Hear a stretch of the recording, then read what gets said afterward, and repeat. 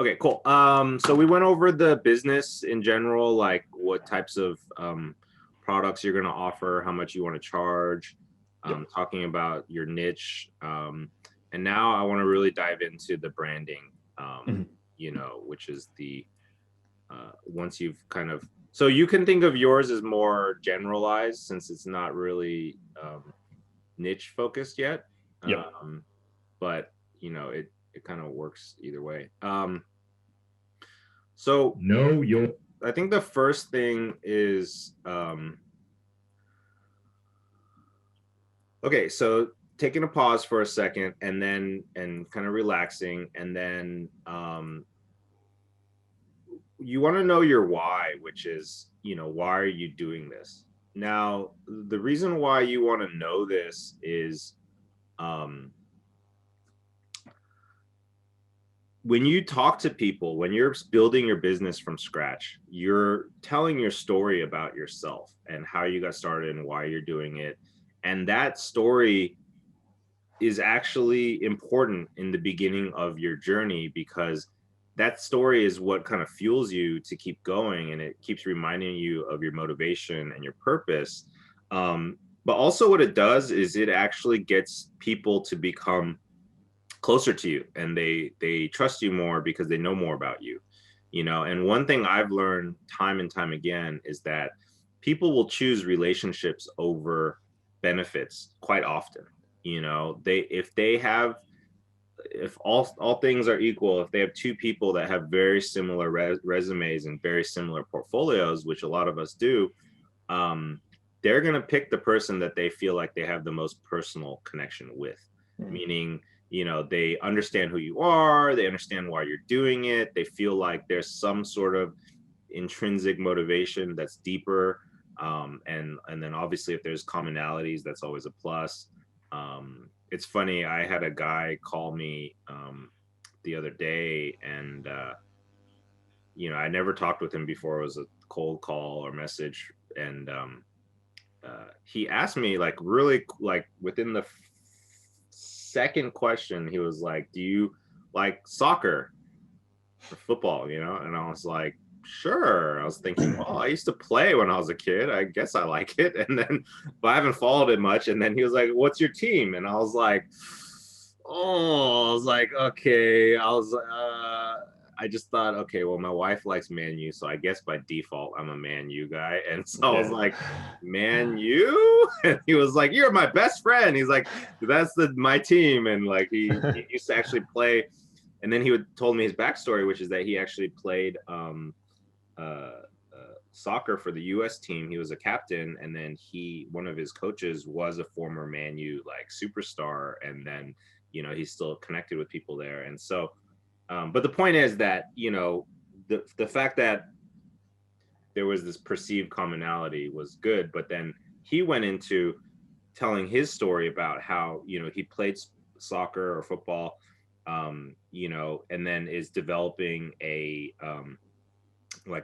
video, like international video service where they get videographers to shoot like sporting events, like especially starting with soccer and stuff. And so his story was very organic. Like his why made a lot of sense because Mhm. it was like, everything he had done in his life had built up to that point. Right. You know what I mean? And actually that's how we all live. Like everything we've done is literally leading up to what we're doing now, whether we're prepared or not. I think that shows like how much intent we had. But whether you do it on purpose or not, like you get where you are because of everything you did before. And I realized that every day that we live is truly the result of the days before. You know what I mean? Like everything that we're doing now is just an accumulation of choices. And so that's why number one, it helps you think daily, like, what should I do to build a better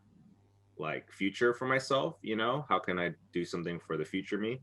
Um, and where I'm going with this though is that when you're telling your story about why you started your business, your video business, you want to have that thread of why. Like, what are the important events that led to you wanting to do this? So for instance, for me, like my dad, got me hooked on movies when I was a kid, because he brought, like, he worked in construction, and then one day he had um you know uh, a video store client that couldn't pay him, and they gave him like,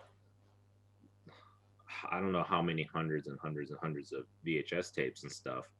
And it was funny because as a kid, I wasn't really allowed to watch much TV, but for some reason, my parents had no problem with me coming home and like just watching like hours of movies after school, which is like weird. But and then also they were not, it was all every rating, you know, it was like I wasn't supervised at all. And but I got hooked on movies, and then so I wanted to be a filmmaker. And then living in the Bay Area, I realized that there's not enough film work for me to sustain myself, and so I would have to start a video business. And that's how I got into videography, because I realized, you know, if I want to stay close to what I love, which is film, and at least do some of it like for a profession, then I'm gonna have to start my own business. And that became my journey of my videography business. So at that time, when I'm talking to people, I'm telling them, oh yeah, I'm like, I study film, I love film, and you know, I want to bring a cinematic approach to my videography. And that's like my why at that time. Right. And it's very simple, it's not overly complicated, it's authentic. And that's kind of the key of having a good why, is just really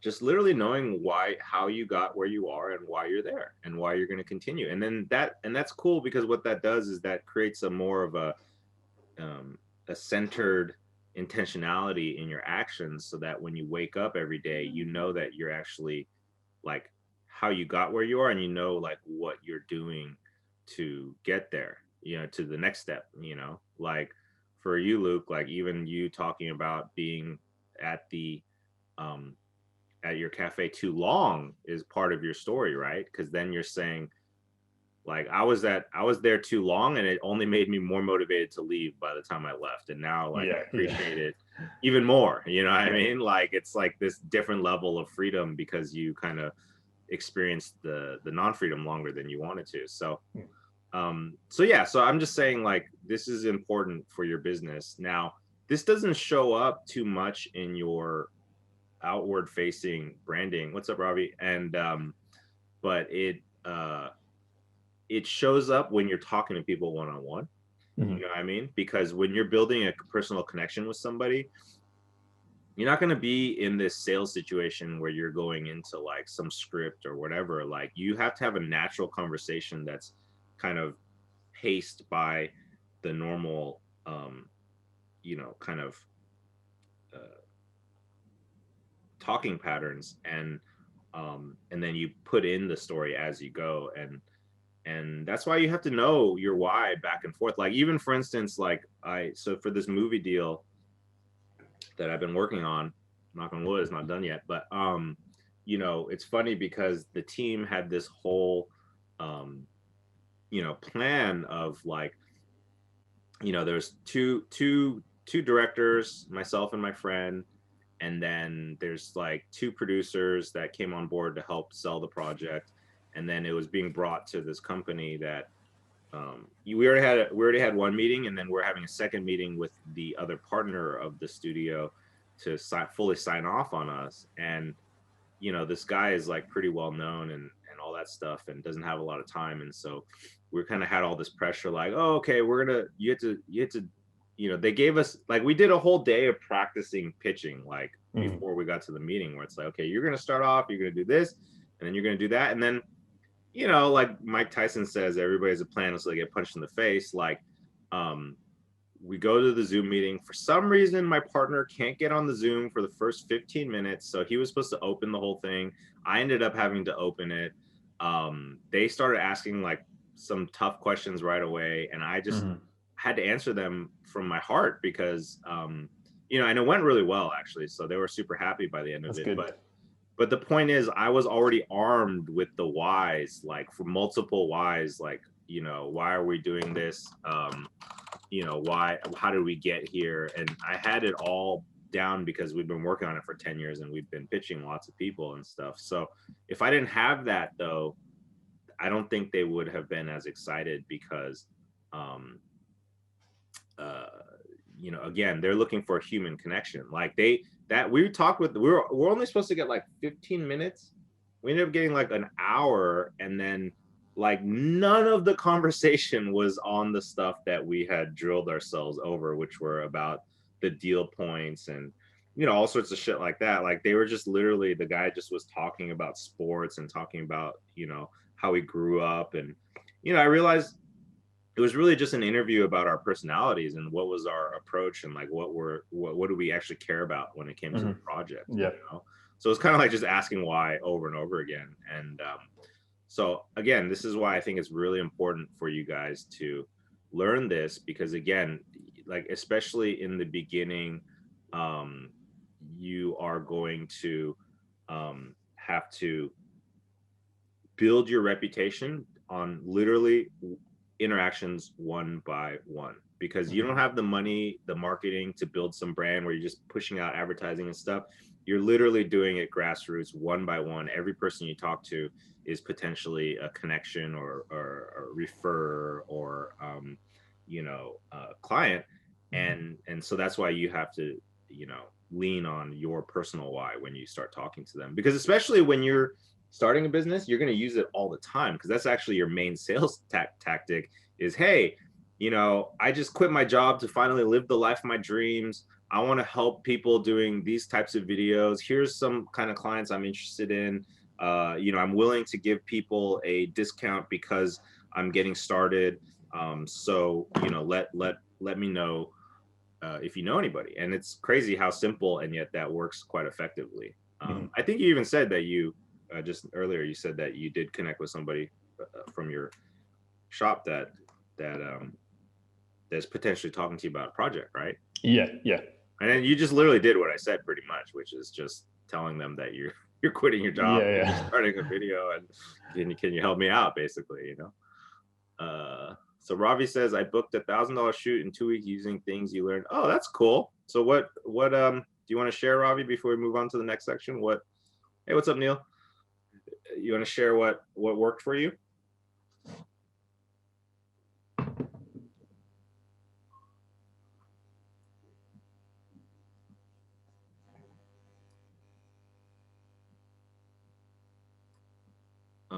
Do you want to share audio wise, or are you going to just type it? I'm so sorry to interrupt. How many minutes ago did this start? Because I feel like I'm late. Like 2 hours ago. I'm just kidding. It was like maybe 10 minutes ago. I started recording, so you'll get the full replay for the intro. But you didn't miss much. We just started talking about the why. I thought it was like 10 a.m. PST or something. It's, I don't know. We were just bullshitting for a while we were waiting for people to come in. So, you know, the first 10 minutes was. My calendar told me I think it was going to start a different time at my time, so I don't know if I just looked up something wrong, but yeah. I'm glad you sent the email. Yeah, I'm glad I sent an email, because I realized it wasn't automatic. Nice. Hey, Robbie's doubling his rate by just doubling it. It's crazy how that works, man. People are so blown away by that technique. I tell them I have a secret method of doubling your rates, and they're like, what is it? I'm like, you just charge double. When somebody asks you how much it costs, you just say double whatever it was you charged last time. It's insane how that works, you know. Okay, so now we talked about our why, which is our personal why are we doing this, right? Like, how do we get here? What is our personal journey? Now, the next level to that why is your business why, meaning, why are you involved in this type of business, this niche, or this potential client, right? So I'll give you multiple examples. If I were to do, you know, a sports one, right? I might say, I grew up playing sports all my life. I love being around it. I love the lifestyle.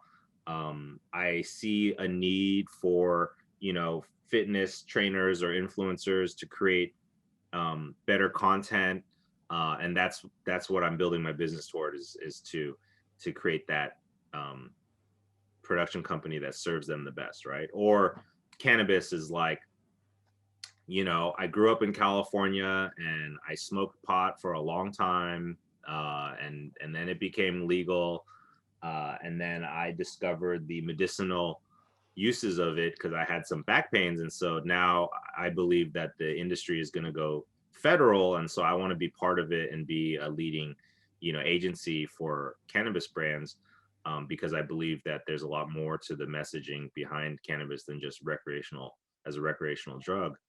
And I want to be part of that. That's another why. Another why, like, could be like, even let's say, and so those are like, let's say, examples of industries you're already interested in. But let's say you meet somebody that you've never seen their industry before, and you don't know what it is.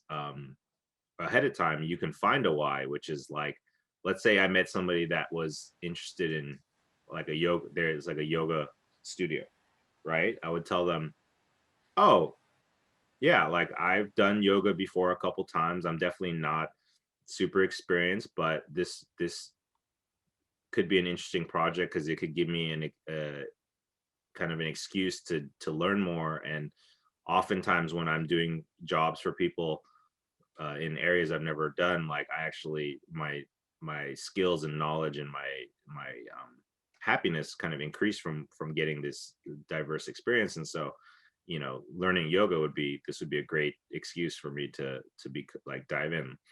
Like I did that once with a client that had a vegan shoe company, and I was like, oh, you know what? I'll try going vegan for a month because I've always been interested why people talk about it. And then, she didn't even ask me to, but as trying to dive into her business and learn about it since it's a lifestyle thing, I was like, well, let me live this lifestyle for a little bit. It's a cool excuse, Now I ended up not staying vegan, obviously, but it was a good experience. What I learned is the worst part about being vegan is explaining to people all the time why you're only eating salad. That's like the annoying part.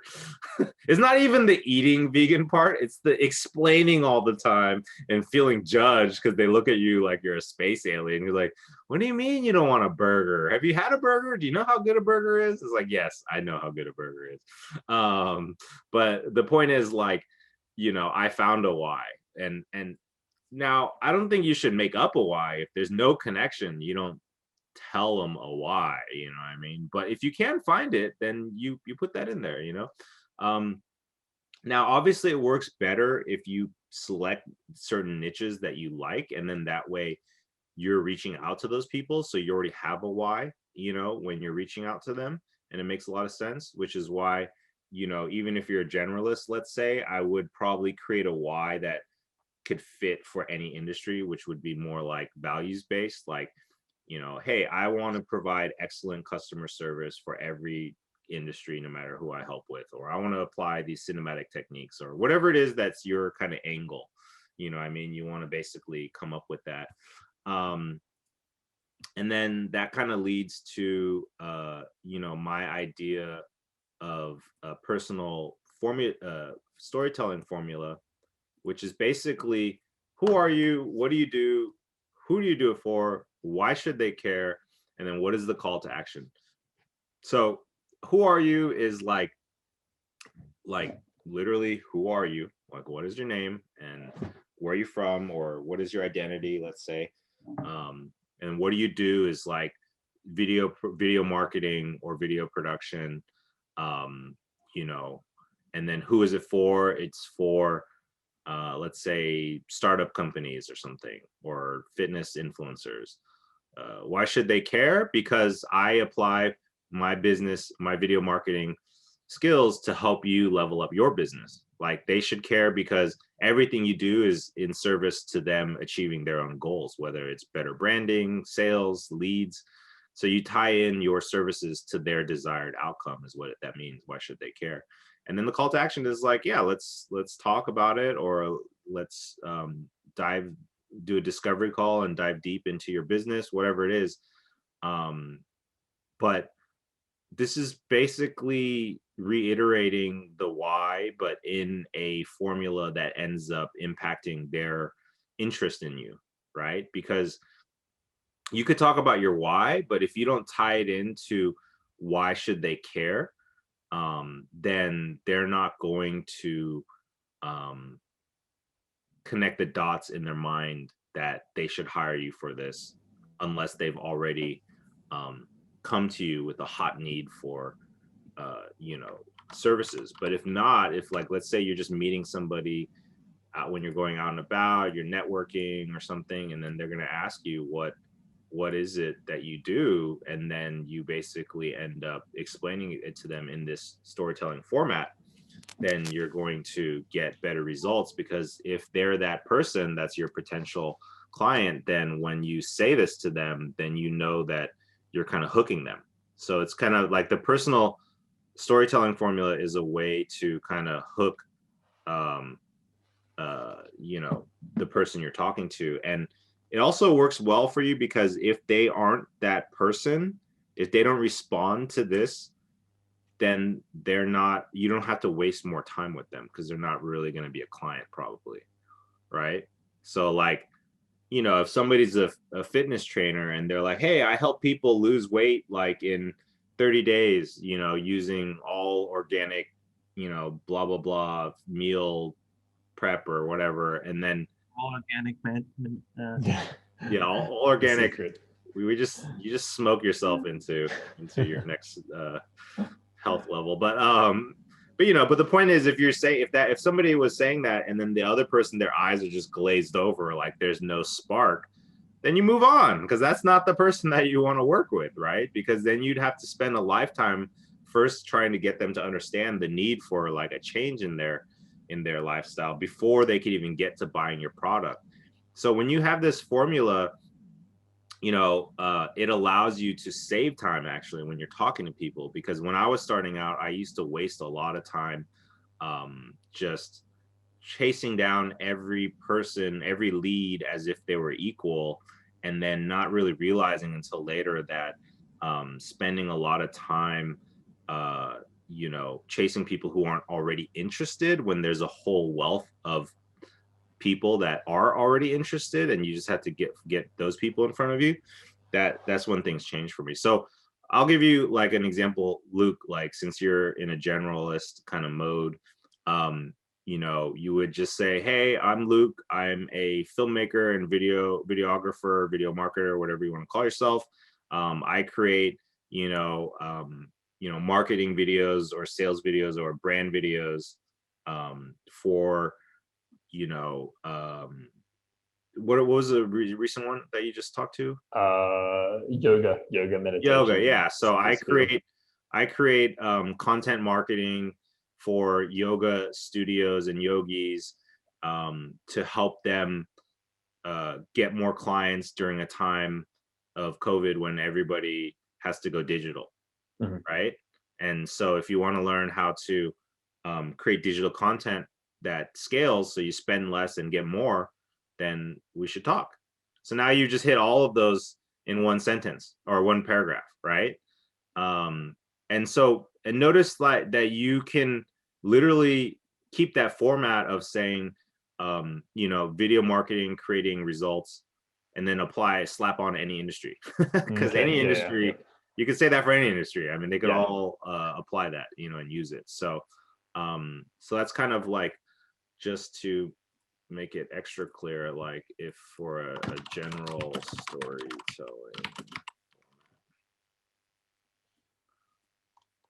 So it's intro, who you are, to what you do, which is video production, video marketing, content marketing. 3, who you do it for, insert business.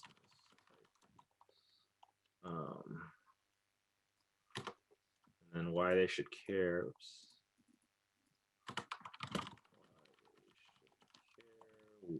This is always results oriented, benefit tied to services, i.e. I help business get more sales, get leads, retain customers, level up brand, you know, stay competitive. Whatever it is, like you're gonna put that into your, once you know, get to know them, right? Also, and this actually brings me to a key point here is step one is learn them first. So before you pitch yourself, you should always get as much intel about them as possible. You know, schedule. So this is one important thing I learned when you're meeting people face to face is you actually want to ask the questions more in the first half, and then you can talk more about yourself the second half. Mm-hmm. When you talk about them more, you're doing multiple things. Number one, you're controlling the conversation, so you're being like a leader, right? And they're gonna already start learning to trust following your lead. Number two, you're getting as much info about them that you could weave into your marketing as possible about what you tell about yourself. And then also, you know, people like to talk about themselves, mm-hmm. even if they're introverted or whatever. Like if you're genuinely interested in what they do and you allow them to express themselves, then they're gonna like you more. And then when it's your turn to share who you are, it's funny, you've already built a connection and a rapport, even though they don't know anything about you. Yeah. Right. And so that's why you always want to lead the conversation by asking questions and getting to know them. And also it just makes it easier to pitch yourself, because then you're not really pitching yourself. You're just kind of sharing what you do. And then it's not so transactional. Whereas like if you just met somebody and you don't even know them, and then you're just like, hey, this is what I do. Are you interested? It's kind of like, they're like, I don't know. Am I interested? You know? And so, you know, again, like it's selling is always about building personal connections and trust. And so you want to always talk to people in a way that makes it easy for them to want to support you. And that really starts by supporting them first. So any questions on that? No. Okay, cool. So now I want to talk about choosing a name, which, you know, some people have a, you know, uncertainty, like, should they be using their personal name or should they be using a company name? In my experience, there's pros and cons to both. I'd say the overall, what I've learned is that when you do something built on your own name, in the beginning, you can build your reputation a little faster, it seems like, but you kind of need to be like a bit of a influencer or personality, meaning you're gonna have to brand yourself a little bit, because like in the beginning, like your name is who you are, right? But later, when you get bigger and you're getting bigger contracts, companies are less interested in giving a six-figure deal to somebody that's company is just their name versus like an actual company name, because there's just this perception of you know, when you're just your name, you look like a solopreneur, and you know, that's good for intimate, but that's not as good for scale. Versus if you have a company name, then you can, it kind of implies that there's something bigger, you know what I mean? And you can kind of mask that a little bit. So you know, but you know, there are people that are actual influencers that, you know, like a Casey Neistat, or you know, even like a Gary Vee or whatever. But you know, so you'll see like agencies, like they'll brand their name like their last name or something like that. So you know, there are exceptions, but I don't know. In my experience, I think having a company name works out a little bit better, because no matter what, you're going to brand yourself just through your interactions with people and your reputation. And you could always have the option to start building up your brand personally as an influencer, speaker, authority type person. But when you have a company, now you get to market the company and yourself, versus when you're just yourself.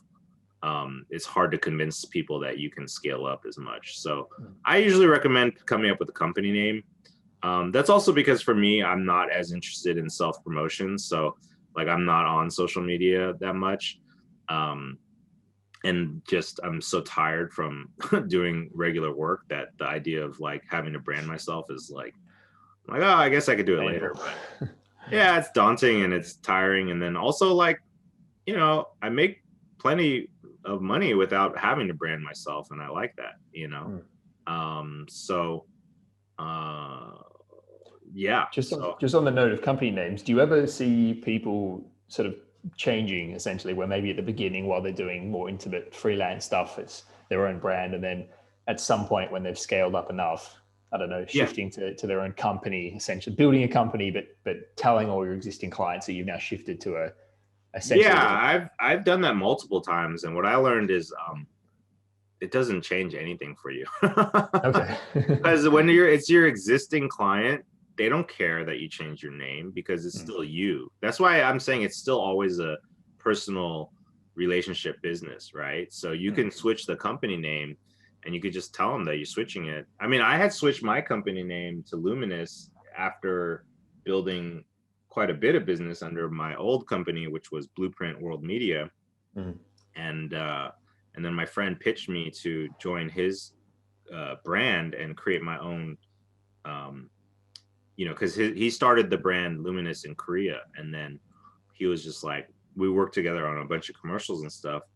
And then he was like, hey, why don't we combine a brand so our brand looks more international? Because it is more international at that point. And then we could share resources and share portfolios even, and, just help each other out. And, he's one of my best friends. So I wasn't precious with the company name at all because I had already changed it before. And so I was like, oh, okay, let's do it. And, and it didn't affect me at all, because when you're reaching out to new people, it's not like they know what your previous company name is. So you can, it's flexible. You have a question now? Yeah, just in regards to like wider clients, I managed to land a $1,500 gig, which was very cool. When? About a week and a half ago. Yeah, it was more. That's great. Good stuff. Congratulations. Yeah, and I realized they hired me on to do motion graphics, and I just said, oh, I'll need to look at the editing stuff, and that conversation led to me just saying, yeah, all right, I'll consult, I'll help with editing if you need. But now now I've helped them completely shoot new stuff with green screen setup I have at home and all that fun stuff. And I told them straight up, it's a referral from a good friend. The client himself's a pretty cool dude. Guy is a software engineer at Amazon using his like annual leave to make a Vsauce educational package for schools. So that's pretty cool. Like, I believe in the project, and I reckon they will make more in future. The thing is, though, they hired me for one thing that should have been like just post-production backend, and now I'm helping with all of it. So if I work with them in future, I'm gonna have to charge them like double or triple, to be honest. Yes, you have to. So here's the key to that. Never wait until the next project to tell them they have to pay more. Like I would literally, because the thing is, people have short memories, and it's statistically proven that if you do somebody a favor, number one, if they don't know it's a favor, they won't appreciate it a lot of times. They take it for granted. Number two, the longer that you wait to call in the favor, the lower the value of that favor gets. So like what I do is when I get faced with a client that's increasing scope, I stop them before I do the work. And first I make the decision, like, do I want to do this? Right? Like, will I do this without charging more? And if the answer is yes, then what I'll do is I'll tell them, hey, just to let you know, like, I'm really enjoying working with you. So I thought I should, tell you that, the things you're asking me is definitely outside of what I originally agreed to. I'm going to do it because I want to build a long-term relationship with you. And I just want you to know, like, that, in the future, if I end up doing, like, I'm happy to do whatever you need. But if it turns out to be like this level that we just did right now, which is more than I agreed to originally, then I'm going to have to charge you more. It'll still be, affordable and accounting to, it'll still be relative to the work, but it would be more, and are you okay with that, you know? And then that way you've had the conversation, and then the next time when they have you do more work, even if it starts off smaller, then you can even say, well, hey, you know, I just want to remind you, like, you know, this time, you know, because you're asking for this work, it's going to cost this much. If you want more, we're going to have to revisit and create a second quote or invoice, you know? So the key there is that you want to always call it out, like not in a negative way, but just bring it up to them. So that way you don't actually start the work before agreeing. Because if you agree, then it's kind of like, oh, I guess that's what it's worth. You know what I mean? Well, I kind of already had two conversations very similar to that. And in the invoice I sent them, I just thought I'd be a bit cheeky and see what I can get away with. So I put in 50% off mates rate discount. So in his mind, I could have charged him, 3,200 something for this Mhm. entire gig. And that's, not including all the extra stuff I've done. Absolutely. I think it's possible, maybe. That he'll pay you more? Not on this one, because he was already over budget when they reached out to me. They realized, oh shit, we don't know what we're doing. Yeah, I mean, look, one thing I've learned about clients that are over budget or under, like don't have a big budget or they're not experienced, um, it takes them time to develop and mature as clients. So I wouldn't even mentally, just so that you're sane, I would not expect them to pay more next time. So it's more like, maybe I won't work with them next time. You know what I mean? Like, or maybe if they come to me with a small budget, I'll be really firm on, you know, just providing the services that they ask for the price that they're willing to pay, you know, because um what I've learned about clients is that usually it takes them a certain amount of time to develop, right? So if they're like this level client, which I would put them at like kind of like a C or D level client right now, right? Then like they're not going to jump up to an A client all of a sudden where like their habits and their knowledge and their business all of a sudden, like, you know, unless they're doing a business where they have a great product and that you're just catching them in the very early stage where like they're literally launching and then they're going to make a ton of sales and then have money. But if they're already existing and all that stuff, then if they had good money, they would already have it. You know what I Oh mean?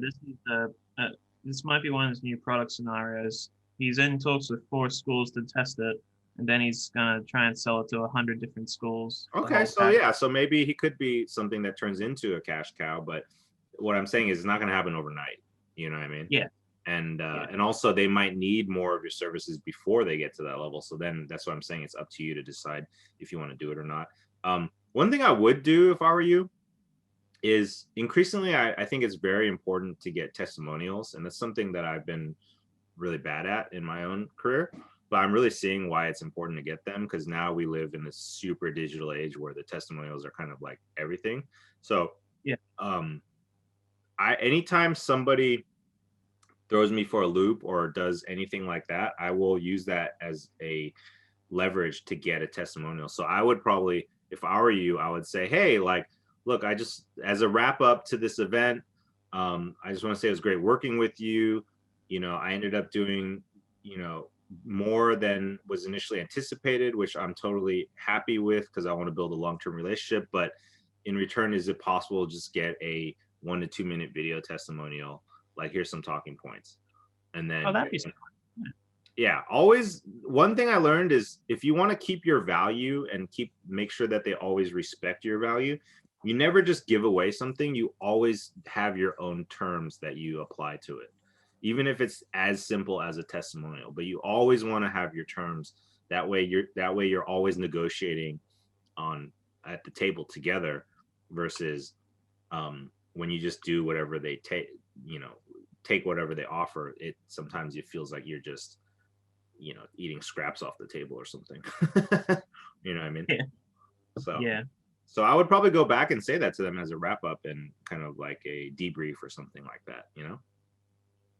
Cool. So Thanks for your help. yeah, no worries.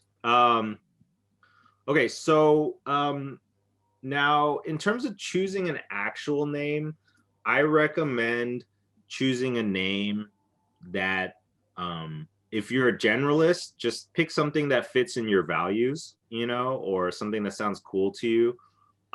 If you're picking a niche, or you know, you want to get as specific to the niche as possible, or something that feels like it's for the niche or influenced, because different niches have different, and different industries have different vernacular and different terms and things that they use, and values and colors. So you kind of want to figure that out.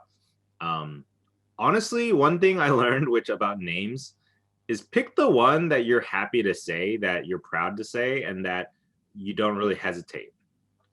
Right? Like, you just take the sniff test yourself. Like, does this sound good to me? Am I happy to see it printed on a business card? Is it something that makes me feel confident? Does it make me laugh? You know, if that's what you like. Like, I'm gonna dive into actually the example for the niche that I'm building for this challenge.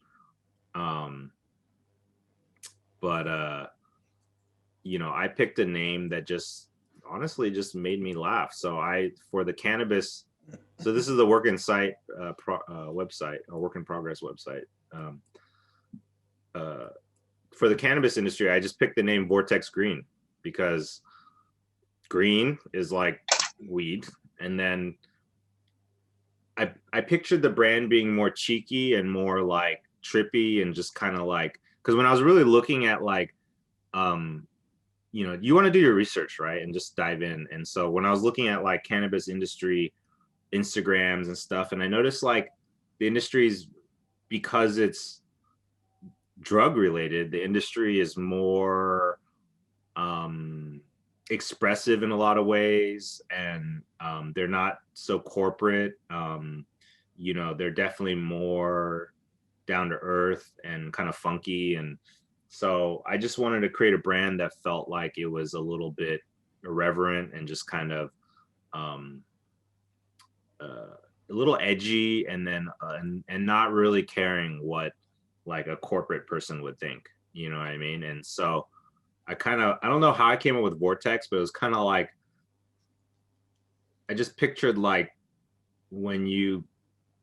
if we do marketing for you, then you kind of get sucked into this like experience, you know what I mean? And so I don't know, I just came up with Vortex Green. It makes me giggle. So I was like, all right, you know what, for this brand, that's my sniff test. Does it make me laugh?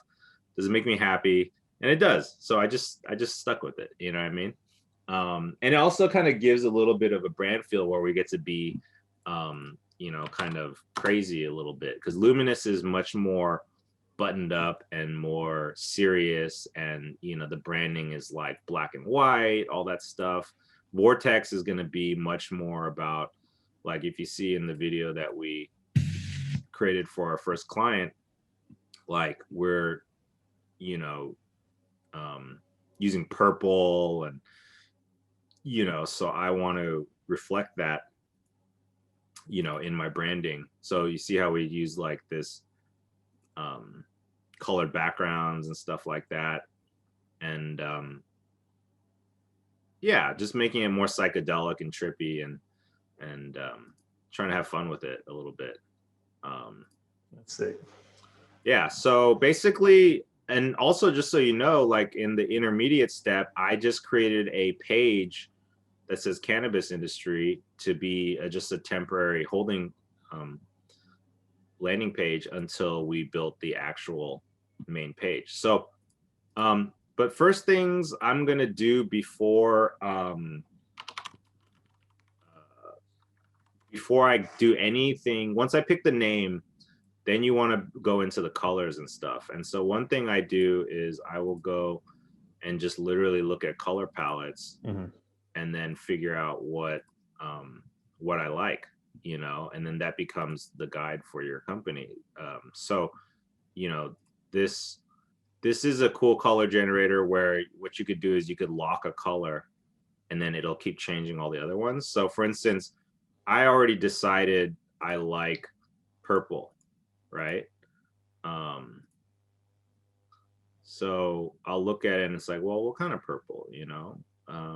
Probably not pastel as much, maybe a little bit darker. Like, let's say I like that, right? Then I'll go ahead and I'll lock this. And then Is it gonna stay locked? Oh, it didn't lock. Motherfucker. Okay, so I lock it. Did I? Huh. Actually, I don't think I used this one in the past. I used this one in the past, but I didn't use this one recently. How do I?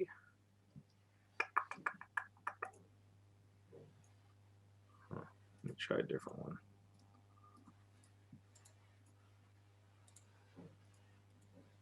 Okay, well, this one's easier, but okay. So we'll pick a purple, we lock it. There we go. So then it just starts generating other colors, right? I'm like, oh, no.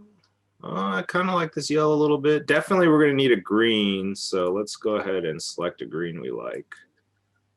I'm kind of going, since it's a little more funky, I'm just going to go with a little bit more neon-ish. So now we're just looking at, so we have a primary color, secondary color. You could decide which one is which. And then we have these other options, which are like accent colors and stuff like that. You don't even need 5 colors for your brand, to be honest. You could do probably like 3, but you know, basically it's, oh, I kind of like that for some reason. It's a little bit Jamaican feeling. So I would probably play with this more until I really feel like it's locked in. But let's say I like this palette, then what I would do is I would go ahead and I would screenshot this, right? So now I have the color palette plus the actual hex number. So now you can at least have some basic rudimentary branding guidelines, right?